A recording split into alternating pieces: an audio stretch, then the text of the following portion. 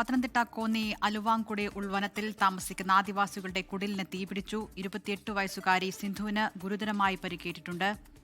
തണ്ണിത്തോട് പോലീസും നാട്ടുകാരും സിന്ധുവിനെ 4 കിലോമീറ്ററോളം ചുമന്നാണ് പുറത്തെത്തിച്ചത്. ഷിജോ കുര്യനുണ്ട് പത്തനംതിട്ടയിൽ നിന്ന്. ഷിജോ, വിശദാംശങ്ങൾ.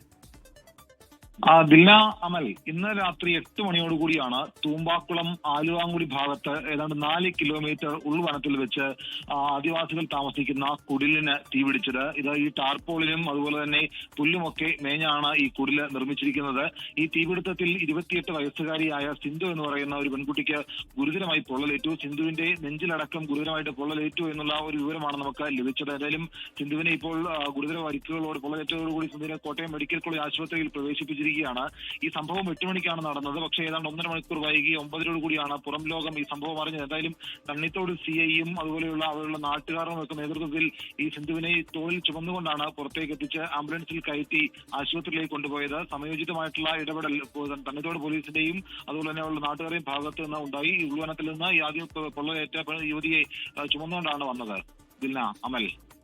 ശരി ഷിജോ, എന്തായാലും അടിസ്ഥാന സൗകര്യ വികസനത്തിന്റെ പ്രശ്നം പലയിടങ്ങളിൽ നിന്നും റിപ്പോർട്ട് ചെയ്യപ്പെടുന്നുണ്ട് എന്നതാണ് കാര്യം.